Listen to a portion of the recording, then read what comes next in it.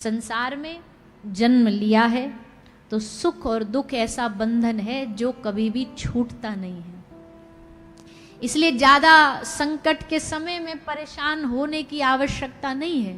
हाँ, मानव होने के नाते हमारा स्वभाव है कि हम चिंतित हो जाते हैं, हम परेशान हो जाते हैं, पर भैया ये तो संसार के जोड़े हैं। दिन है तो रात है, लाभ है तो हानि है, सुख है तो दुख है। खुशी मिले हमें के गम जो होगा बांट लेंगे हम, मुझे तुम आजमाओ तो जरा नजर मिलाओ तो भैया बात बस इतनी सी है कि संसार के ये सब चीजें भगवान की दी गई। बताओ, एक चीज बताओ, चलो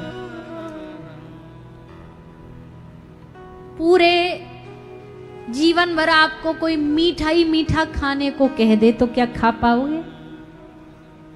क्या मीठे में स्वाद आएगा? अगर मीठा ही मीठा मीठा ही मीठा मीठा खाते रहो तो स्वाद आएगा?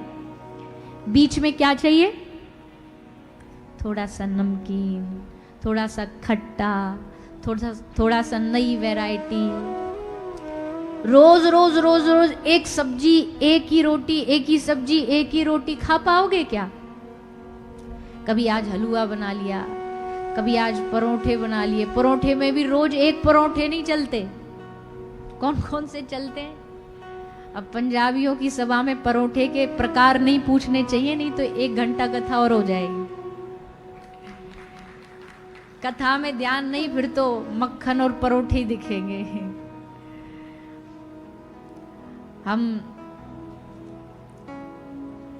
हमारे भैया जी घर रुके ना, मंगला जी के घर, तो 7 दिन में वैरायटी सब आई।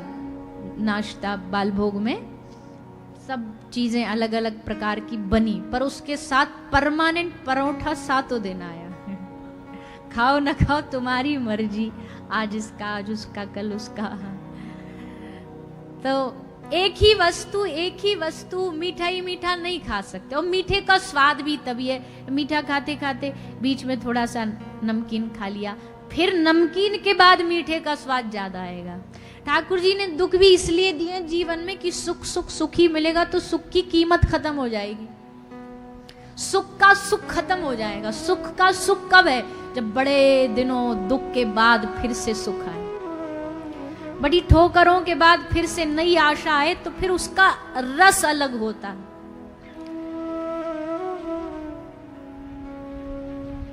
सब चाय को ठंडा, लस्सी, शिकंजी पी रहे हो, अच्छा है, पर कभी जब धूप में जाकर के आके जब शिकंजी पियोगे ना ठंडक वाली, उसका मजा अलग है, उसका मजा अलग है।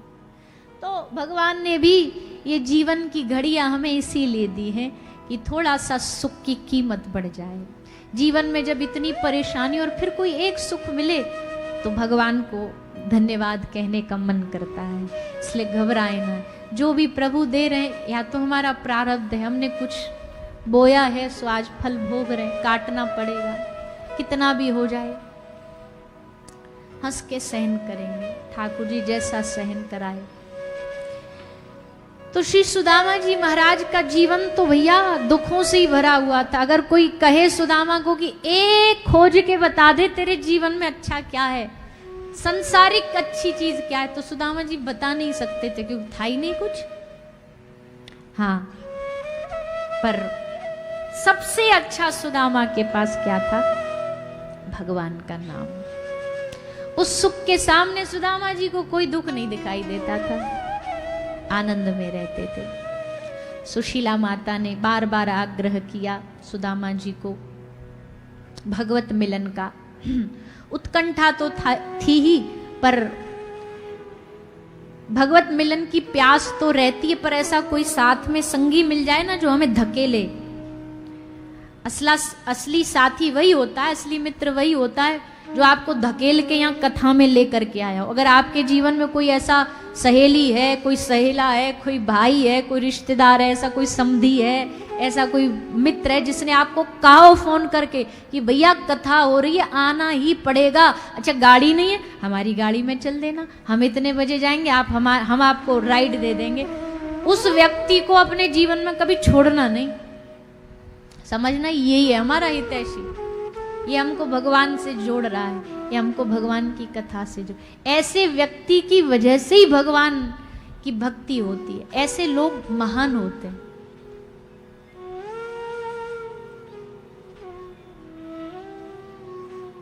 मंगला जी हैं क्या यहाँ पर? अच्छा, काम में लगे होंगे कहीं पर। हमको जितने भी लोग आए ना मिलने के लिए, देखो व्यक्ति की पहचान तो ऐसी ही होती है, जितने भी लोग आए बस एक ही बात बोलते हैं, अरे हम तो बस भजन में इन्हीं के कारण लगे, इन्होंने ही लगाया हमें, तो यही हमें भक्ति से, यही हमें वृंदावन ले गए, यही हमें जोड़े भगवान से। ऐसे जब कोई व्यक्ति आपके लिए कहने लग जाए ना, एक व्यक्ति भी अगर ऐसा कहे कि भाई हम तो इनकी वजह से भक्ति में लगे, भजन में लगे, तो समझना वही आपका हितैषी है, जो आपको भजन में जोड़ रहा है, जो आपको भजन में लगा रहा है। सुदामा जी की मन में तो बड़ी इच्छा थी भगवान से मिलने की, सुशीला माता ने थोड़ा और सहारा दे दिया। सुदामा जी तंदुल लेकर के भगवान से मिलने के लिए चल पड़े, द्वारिकाधीश से मिलने के लिए पहुंचे। जाकर के भगवान से सुंदर सुदामा जी का मिलन हुआ। मिलन की कथा बड़ी अद्भुत है। भक्त और भगवान का ऐसा मिलन इतिहास में पहली बार देखा गया। भगवान ने सुदामा का स्वागत सत्कार किया, सुदामा ने भगवान को तंदुल भेंट किए, ठाकुर जी ने उनको स्वीकार किया, दुनिया भर का सुख दे दिया। बाहरी सुख तो दिया ही दिया, पर सुदामा को आंतरिक आनंद भगवान ने प्रदान किया, वो सबसे बड़ा है। सुदामा जी पर ठाकुर जी की कृपा हुई। ऐसा अद्भुत प्रसंग सुनाते हुए श्री सुखदेव जी महाराज अब आगे के चरित्र में सुनाते हैं भगवान के विदाई का, धाम गमन की कथा, धाम गमन की लीला। श्री सुदामा जी महाराज गए द्वारिका से, भगवान की लीला विश्राम हुई और तब श्री ठाकुर जी अपनी लीला संवरण करते हैं। सब द्वारिका के लोगों ने आपस में कुछ नासमझी में कुछ गलत निर्णय ले लिया और उस निर्णय के कारण युद्ध हुआ यदुवंशियों में और यदुवंशी के कुछ बालकों का नाश हुआ। ठाकुर जी भी प्रभास क्षेत्र में जाते हैं, उद्धव जी को उपदेश देते हैं और अपने धाम में प्रविष्ट हो जाते हैं। ठाकुर जी की लीला यहीं विश्राम होती है। आगे भगवान के परम भक्त नवयोगेश्वरों का चरित्र सुनाया जाता है। भगवान का ही अवतार श्री दत्तात्रेय भगवान का चरित्र सुनाया जाता है। 24 शिक्षा गुरु धारण कर लिए। ये बात जरूर सब ध्यान रखें, शिक्षा गुरु, दीक्षा गुरु नहीं। दीक्षा गुरु कोई आपके घर का कॉस्ट्यूम नहीं है कि आज ये पहन लिया, कल ये वाला जचा तो ये पहन लिया। कई हैं ऐसे दुनिया में लोग, वो हर दिन गुरु बदलते हैं, हर दिन उनका मंत्र बदल जाता है, हर दिन उनके घर के ठाकुर जी बदल जाते हैं, आराध्य बदल जाते हैं। तो ये शास्त्र आज्ञा नहीं है। एक गुरु में निष्ठा दीक्षा प्राप्त करें और फिर उन्हीं में लग जाएं। सबको सुने, सबका सम्मान करें, पर गुरु आज्ञा सबसे प्रमुख आपके लिए होनी चाहिए। अब जैसे हम कथा करते हैं तो कई बात हो सकता है हम ऐसी बोले जो आपकी गुरु आज्ञा के शायद विरुद्ध होगी। विरुद्ध मतलब आपके गुरु ने कुछ और बताया होगा और हम उसी बात को उल्टा बोल रहे हैं। तो आपको हमारी नहीं माननी है, आपको अपने गुरुदेव की आज्ञा को मानना है। आपके लिए उनकी आज्ञा सर्वोपरि है। भेद हो सकता है सबकी पूजा पद्धति में, पर मूल रूप से गुरु आज्ञा हमारे लिए सर्व पूजनीय है। तो 24 शिक्षा गुरु बनाए। श्री सुखदेव जी महाराज ने राजा परीक्षित को ये 7 दिन की भागवत यात्रा में डुबकी लगाते हुए स्नान कराया। और अब श्री सुखदेव जी महाराज राजा परीक्षित को कहते हैं, राजन अब समय हो चला है हमारे जाने का, क्योंकि तक्षक के आने का समय हमारे जाने का समय। तो श्री सुखदेव जी महाराज अपना वरद हस्त राजा परीक्षित के माथे पर रख करके वहाँ से विदा लेते हैं और उन पर कृपा करके वहाँ से विदाई हुई। श्री परीक्षित राजा 7 दिन की इस कथा को श्रवण करके आनंद में डूब गए। श्रवण मंगलम श्रीमदाततम कथा भागवत सुनने से मंगल हो जाता है, ये इस बात का प्रमाण है राजा परीक्षित। क्योंकि सुनने के बाद उस पर अमल करके कल्याण होता तो राजा परीक्षित तो 7 दिन ही जीवित रहने वाले थे। अगर 7 दिन के बाद उस पर अमल करके कल्याण होगा तो सुखदेव जी ये कथा न सुनाते। कथा कहती है कि भागवत का सुनने से मंगल हो जाता है। आप कहोगे फिर हमारा सुनने से मंगल क्यों नहीं होता? वो इसलिए नहीं होता क्योंकि कहने वाला अभी उतना श्रेष्ठ नहीं है, वो उतने विश्वास से बोल नहीं पाता है, और जो सुनने वाला है वो भी उतनी श्रद्धा से सुन नहीं पाता है। दोनों में कुछ कुछ थोड़ा थोड़ा चूक है।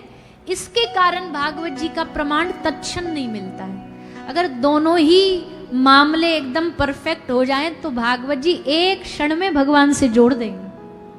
सुनने और सुनाने वाला दोनों ही अगर बढ़िया लेवल के, ऊंचे लेवल के हों तो भागवत जी तुरंत कल्याण कर देंगी। पर यहाँ तो दोनों ही डिपार्टमेंट में थोड़ी थोड़ी गड़बड़ी है, दोनों में ही कुछ कुछ झोल है। पर कोई बात नहीं, हम तो कहते हैं कि चिंता इसमें भी ना करो, ज्यादा भगदड़ ना मचाए करो, कथा सुने मुक्ति मिल जाए, इसी में मिल जाए, नहीं, ये नहीं तो अगली सुनेंगे, अगली नहीं तो फिर सुनेंगे, सुनते रहेंगे, अंतिम सांस तक सुनते रहेंगे। ऐसा भाव रख के सुने। आइए अब भागवत जी के विश्राम श्लोक का सब एक बार हमारे संग पाठ कर लेंगे। सब हाथ जोड़ें और भागवत के विश्राम श्लोक का सब एक साथ मिलकर के पाठ करेंगे। नाम संकीर्तनम यस्य, नाम संकीर्तनम यस्य, नाम संकीर्तनम यस्य, नाम संकीर्तनम यस्य, सर्व पाप प्रणाशनम, सर्व पाप प्रणाशनम, सर्व पाप प्रणाशनम, सर्व पाप प्रणाशनम, प्रणामो दुःख समना, प्रणामो दुःख समना, प्रणामो दुःख समना, प्रणामो दुःख समना, तं नमामि हरे परम, तं नमामि हरे परम, तं नमामि हरे परम, तं नमामि हरे परम। श्रीमद् भागवत में 18,000 श्लोक हैं, अलग अलग शिक्षाएं हैं, अलग अलग भाव हैं, लेकिन अंतिम भाव सबसे श्रेष्ठ, उच्च और हमेशा याद रखने वाला होता है, और वो ये है नाम संकीर्तनम यस्य सर्व पाप प्रणाशनम। आप जीवन में अगर नाम संकीर्तन को अपने जीवन का हिस्सा बना लेंगे, अगर संकीर्तन को अपने जीवन का एक भाग बना लेंगे, तो समझ जाइएगा भागवत जी आपके हृदय में बैठ गई हैं, भागवत जी का फल आपने पा लिया है। इसलिए संकीर्तन सबसे श्रेष्ठ भक्ति है। इसलिए हमें बड़ी खुशी हुई जब हमें नाम पता लगा, राधा कृष्ण संकीर्तन मंडल। हर रविवार को शायद सब लोग मिलके कीर्तन भी करते हैं, गौशाला में अलग अलग और भी उत्सव होते हैं, संकीर्तन होते हैं। हम यही प्रार्थना करते हैं ऐसा ये संकीर्तन की यात्रा आप चलाते रहें, हमेशा ये भगवान नाम की यात्रा चलती रहे। ठाकुर जी के चरणों में हम यही आप सब के लिए प्रार्थना कर रहे हैं। दूसरा, राधा कृष्ण संकीर्तन मंडल के द्वारा एक बड़ा सुंदर प्रयास वृंदावन की धरती पर जो किया जा रहा है, सुंदर धर्मशाला का निर्माण, वहाँ सबका भक्तों का निवास। हम आप सब पटियाला वासियों से यही कहेंगे, क्योंकि ये किसी का घर नहीं है, कोई निज प्राइवेट स्थान नहीं है। किसी का अपना प्रॉपर्टी हो तो भैया तुम खुद बनाओ, पर ये सबके लिए है, समाज के लिए, भक्तों के लिए। तो इसमें सहयोग भी सबको ही करना चाहिए। देखो गिरिराज जी तो ठाकुर जी उठा करके ही रहेंगे, उसमें कोई प्रश्न। हाँ, ब्रजवासियों ने सोचा ने कम से कम हमारा नाम तो आ जाए कि हमने भी ने मदद करी, तो लाठी तो उनको भी लगानी पड़ी। तो ये जो संकल्प है ये तो पूरा हो नहीं होना, ये तो ठाकुर जी श्री जी पूरा करेंगी, क्योंकि संकल्प ब्रज की भूमि पर लिया गया है और संकल्प शुभ है। पर उसमें आप सबको लाठी लगा लोगे तो ने आपको भी ठाकुर जी के सामने लगेगा कि हाँ चलो हमने भी थोड़ा थोड़ा सा गिलहरी वाला सहयोग किया था, हमने भी सेवा करी थी। तो वो लाठी लगाने का काम हम सबका अवश्य बन जाता है। आप सब लोग जितने भी यहाँ हैं, देखो धन तो सबके पास होता है, धनाढ्यों की कोई कमी नहीं है संसार में, बढ़िया बढ़िया धनवान है, पर कोई धन को खाने में लगा रहा है, कोई पीने में लगा रहा है, कोई गलत चीज़ों में लगा रहा है। पर धन्य है वो व्यक्ति जिसका धन का कुछ भाग ठाकुर जी की सेवा में और ऐसे शुभ संकल्पों में लगता है। मैं कई बार कहती हूँ, जैसे पानी को हम प्योरीफाई करते हैं, खाने अन्न को हम छानते हैं, उसको फिल्टर करते, प्योरीफाई करते, वैसे हमें अपने धन को भी प्योरीफाई करना चाहिए। धन का प्योरीफिकेशन कैसे होता है? जितना आप कमाते हो उसका कुछ भाग समाज की सेवा में लगा दो, वो आपके धन का प्योरीफिकेशन है, वो आपके धन की सफाई है। तो हम आप सबसे यही भागवत जी के चरणों में निवेदन करते हैं कि जिससे जो सहयोग बन पड़े जरूर करिए। ये एक बात और कह दें, कथा हमेशा या तो कोई व्यक्ति कराता है या कोई संस्था कराती है, बहुत संस्थाएं कथा कराती हैं, पर कुछ संस्थाएं ऐसी होती हैं जो हमको देख के समझ आ जाता है कि ये नाम पैसा रुतबा वाले लोग नहीं हैं, ये केवल सच्चे दिल से ये कार्य कर रहे हैं। और भैया हमें कहने में कोई संकोच नहीं कि वही अनुभव हमें आप राधा कृष्ण मंडल संकीर्तन मंडल के द्वारा हमें ऐसा अनुभव हुआ कि ये सब लोग सचमुच भगवान से जुड़े लोग हैं, भक्ति से जुड़े लोग हैं। कोई इतने लोग जब होते हैं ना समिति में, तो हमें पता कितनी राजनीति होती है। कथा में भी बड़ी टेंशन होती है, कोई बोलेगा ये कर दो, कोई बोलेगा वो कर दो, पर श्रद्धावान लोग, समर्पित लोग बड़े कम मिलते हैं। तो आपने इतनी श्रद्धा से पूरे नियम से बैठ करके कथा को सुना, आनंद लिया, इसके लिए हम आप सबका आभार प्रकट करते हैं। बहुत ज़्यादा किसी से तो बहुत ज़्यादा समय न दे पाए, पर जिनके घर हम रुके, क्योंकि वहाँ तो 24 घंटे हम रहे, उनके परिवार के साथ रहे, ऐसे हमारे इस संस्था के जो संस्थापक हैं अनीश मंगला जी, आपका, आपकी विनम्रता, आपका भाव बड़ा श्रेष्ठ है। आपका जो मन है कि जल्द से जल्द ये धर्मशाला बने, आपका ये समर्पण, हम खूब खूब इसे प्रणाम करते। और चिंता ना करो, अभी तक तो लोग जुड़े ही जुड़े, पर अब भागवत कथा के माध्यम से हमें लगता है कि जितने लोग जुड़ रहे थे उससे और कई गुना लोग जुड़ेंगे। और फिर अगली कथा जब धर्मशाला बन जाएगी तब हम करेंगे कि देखो पिछली बार आए थे और इस बार धर्मशाला बन के पूरी हो गई और उसके उपलक्ष्य में कथा हो रही है। तो ऐसी हम ठाकुर जी से प्रार्थना, आपका परिवार बड़ा अच्छा, आपके परिवार के माता बहन सब बहुएं बालक बच्चे सब बहुत भक्ति में समर्पित हैं। और भी जो ट्रस्टीगण हैं, एक एक के नाम लेना बहुत लंबा है, पर हाँ जो कुछ कुछ नाम हमारे पास लिखे हैं, रमेश मल्होत्रा जी, अनिल खन्ना जी, सुरेंद्र जिंदल जी, मनोज गर्ग जी, और नाम भैया हमारे ले देंगे जो भी धन्यवाद के हैं। हमारे मुख्य यजमान जो हमारे सारथी बने रहे पूरे 7 दिन, हमारे श्री जोनी भैया जी, और जितने भी यहाँ लोग तन मन धन जिससे अपनी सेवा करी है, देखो कई लोग ऐसे होते हैं जो फ्रंट में कम होते हैं और पूरा कार्य जो होता है कार्य वो पीछे से संभालते हैं। तो ऐसे यहाँ बहुत लोग होंगे जिनका शायद नाम भी ना कोई जानता होगा, जिनकी शक्ल ना देखी गई होगी, वो कैमरे में दिखे नहीं होंगे, पर उनका पूरा कार्य उन्होंने संभाला, सेवा संभाली, और उस सेवा को कोई देखे ना देखे पर ठाकुर जी के कैमरा में आप रिकॉर्ड हो चुके हैं कि इसने मेरी सेवा दी।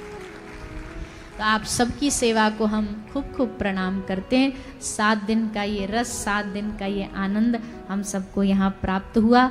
ये रस ऐसे ही पटियाला में बरसता रहे भक्ति का, ऐसी हम ठाकुर जी से प्रार्थना कर रहे हैं। इन 7 दिनों में कोई भी बात से, शब्द से, भाव से कोई हमसे चूक रही हो, त्रुटि रही हो, तो हम आपसे हाथ जोड़ करके व्यासपीठ से क्षमा मांगते हैं। क्षमा करते हुए हमें अपना आशीर्वाद दीजिएगा।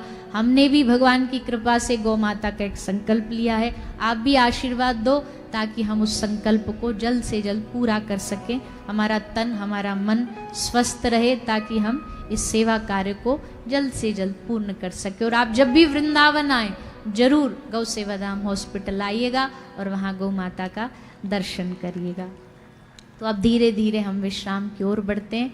और भैया अभी तो छोड़ के जाना ही पड़ेगा, अब तो कथा भी विश्राम हो गई, पर ठाकुर जी ने इतना अवसर दिया है, हम तो बन जा रहे हैं, चिंता ना करो, फिर कहीं ना कहीं अपना